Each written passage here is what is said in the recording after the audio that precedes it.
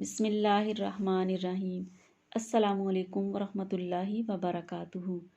سال اول کی تمام طالبات کو اردو کی لازمی آن لائن کلاس میں خوش آمدید۔ عزیز طالبات، کرونا وبا کی دوسری لہر کی بدولت حکومت کی ہدایات کے مطابق تمام تعلیمی ادارے بند کر دیے گئے ہیں، لیکن حکومت ہی کی ہدایات کے مطابق آپ کی آن لائن کلاسز کا سلسلہ جاری کیا گیا ہے تاکہ آپ کا تعلیمی حرج نہ ہو۔ عزیز طالبات، آج ہم نے حصہ نظم شروع کریں گے اور حصہ نظم میں ہم حمد پڑھیں گے۔ سب سے پہلے شاعر کا مختصر تعارف کروا دوں۔ ہماری آج کی نظم کا نام ہے حمد اور اس کے شاعر کا نام ہے امیر مینائی۔ امیر مینائی 1827 میں پیدا ہوئے۔ وہ ایک قادر الکلام شاعر تھے۔ ان کے کلام میں بڑا تنوع ملتا ہے۔ حمد اور نعت بہت خوبصورت کہتے تھے۔ وہ اپنے ہم عصر شعراء میں اعلیٰ مقام بھی رکھتے تھے۔ ان کے بعض اشعار تو ضرب المثل کی صورت اختیار کر چکے ہیں، جیسے جو چپ رہے گی زبان خنجر، لہو پکارے گا آستین کا۔ پہلا شعر ہم پڑھتے ہیں۔ دوسرا کون ہے جہاں تو ہے، کون جانے تجھے کہاں تو ہے۔ اس شعر میں امیر مینائی اللہ رب العزت کی حمد و ثنا اور اس کی یکتائی کا ذکر کرتے ہوئے کہتے ہیں، اے اللہ تعالیٰ، جہاں تو ہے وہاں کسی دوسری ہستی کا گمان بھی نہیں ہو سکتا۔ تیرے بارے میں کوئی نہیں جانتا کہ تو کہاں رہتا ہے۔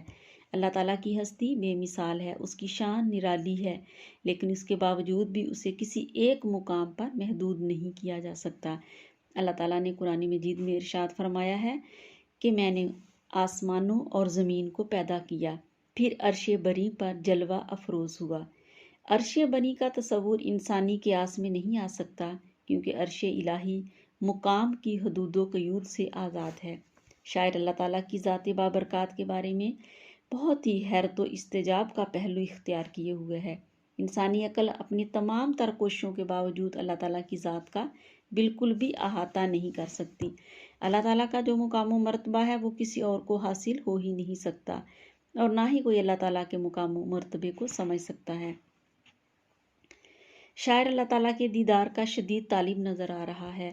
جس طرح علامہ اقبال رحمۃ اللہ علیہ اللہ تعالیٰ کے عشق میں بے قرار ہو کر پکار اٹھتے ہیں، کبھی اے حقیقت منتظر نظر آ لباس مجاز میں، کہ ہزاروں سجدے تڑپ رہے ہیں میری جبین نیاز میں۔ دوسرا شعر ہے، لاکھ پردوں میں تو ہے بے پردہ، 100 نشانوں پہ بے نشاں تو ہے۔ اس شعر میں امیر مینائی کہتے ہیں، اے اللہ تعالیٰ، تو اگرچہ لاکھ پردوں میں چھپا ہوا ہے، لیکن پھر بھی ہزار ایسی نشانیاں ہیں جن سے تو ظاہر ہوتا ہے، لیکن انسانی آنکھ کے بس کا روگ نہیں کہ وہ تجھے دیکھ سکے۔ اللہ تعالیٰ کے جلوے ہر طرف بکھرے ہوئے ہیں جو اللہ تعالیٰ کی قدرت کو ظاہر کر رہے ہیں۔ اللہ تعالیٰ انسانی آنکھ سے نظر نہیں آتا۔ اگر انسان اس کو پہچاننا چاہے تو اس کی قدرت کے جلووں سے اسے پہچانا جا سکتا ہے۔ جوش ملی آبادی کہتے ہیں، ہم ایسے اہل نظر کو ثبوت حق کے لیے، اگر رسول نہ آتے تو صبح کافی تھی۔ امیر مینائی کا کہنا ہے، اے اللہ تعالیٰ، تو 100 نشانوں کے باوجود بھی بے نشان ہے۔ ظاہری آنکھ میں یہ طاقت ہی نہیں کہ وہ تیرا دیدار کر سکے، لیکن تو دل کی آنکھ سے دیکھا جا سکتا ہے۔ تیسرا شعر ہے، طالبات ذرا توجہ سے سنیں۔ تو ہے خلوت میں تو ہے جلوت میں، کہیں پنہاں کہیں عیاں تو ہے۔ اس میں 2 لفظ ہیں، مشکل۔ خلوت، خلوت کا مطلب ہے تنہائی، اور دوسرا ہے جلوت۔ جلوت خلوت کا متضاد ہے، مجمع۔ پنہاں پوشیدہ اور عیاں ظاہر ہونے کو کہتے ہیں۔ امیر مینائی اللہ تعالیٰ کی حمد بیان کرتے ہوئے کہتے ہیں، اے اللہ تعالیٰ، تو تنہائی میں بھی ہے، تو محفل میں بھی ہے، کہیں تو چھپا ہوا اور کہیں تو ظاہر ہے۔ تیری ذات ہر لحاظ سے بے مثل اور بے مثال ہے۔ اے اللہ تعالیٰ، تیری ذات ایک ہے، تیری قدرت کے جلوے کائنات میں ہر سو بکھرے ہوئے نظر آتے ہیں۔ اور تیری ذات کی گواہی دے رہی ہیں۔ خواجہ میر درد بہت ہی خوبصورت انداز میں بیان کرتے ہیں، جگ میں آ کر ادھر ادھر دیکھا، تو ہی آیا نظر جدھر دیکھا۔ چوتھا شعر سنیے۔ نہیں تیرے سوا یہاں کوئی، میزباں تو ہے مہماں تو ہے۔ شاعر کہہ رہے ہیں اے اللہ تعالیٰ اس دنیا میں تیرے سوا کچھ بھی نہیں، کہیں تیری ہستی ایک مہمان کی ہے، کہیں میزبان کی ہے۔ اس شعر میں نظریہ وحدت الوجود کا سہارا لیتے ہوئے امیر مینائی کہتے ہیں اے اللہ تعالیٰ تیری ہی ذات ایک حقیقی وجود ہے، اس کے سوا کائنات میں اور کوئی شے وجود نہیں رکھتی۔ جو کچھ موجود ہے وہ تیری ذات سے الگ نہیں، تیرے سوا اس دنیا میں کچھ بھی نہیں، تیرے جلوے ہر طرف نظر آتے ہیں۔ میر درد ایک اور شعر میں اسی قسم کا مضمون بیان کر رہے ہیں۔ ہے غلط گر گمان میں کچھ ہے، تجھ سوا بھی جہان میں کچھ ہے۔ پانچواں شعر ہے طالبات۔ رنگ تیرا چمن میں بو تیری، خوب دیکھا تو باغباں تو ہے۔ امیر مینائی اس شعر میں دنیا کو ایک باغ قرار دیتے ہوئے کہتے ہیں اے اللہ تعالیٰ اس باغ میں جس طرف بھی ہم دیکھتے ہیں تیرا ہی رنگ نظر آتا ہے۔ جب ہم باغ کے پھولوں کو سونگھتے ہیں تو ہر پھول تیری ہی خوشبو دیتا ہے۔ جب ہم نے غور و فکر کیا تو ہمیں پتہ چلا کہ تو ہی تو اس باغ کا باغباں ہے۔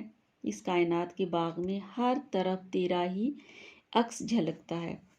حافظ لدھیانوی بہت ہی خوبصورت اسی مضمون کی تصویر کشی اپنے اس شعر میں کر رہے ہیں۔ لطف سے تیرے پھول کھلتے ہیں، لطف سے تیرے پھول کھلتے ہیں، تو ہی لاتا ہے گلستاں میں بہار۔ عزیز طالبات اس نظم کا آخری شعر جو مقطع کا شعر ہے، محرم راز تو بہت ہیں امیر، جس کو کہتے ہیں رازداں تو ہے۔ محرم راز کا مطلب ہے راز جاننے والا، اور رازدان بھید جاننے والا، بھید رکھنے والا۔ اس مقطع میں امیر مینائی کہتے ہیں اے اللہ تعالیٰ محرم راز تو بہت سے لوگ ہو سکتے ہیں، رازوں کو جاننے والے، لیکن حقیقی معنوں میں رازدان صرف اور صرف تیری ہی ذات ہے۔ اس دنیا میں کوئی کسی کا خیر خواہ، ہمدرد اور وفادار نہیں، اصل سہارا اللہ تعالیٰ کا ہی ہے۔ وہی مشکلات میں ہماری مدد کرتا ہے اور وہی ہمارے لیے آسانیاں پیدا کرتا ہے۔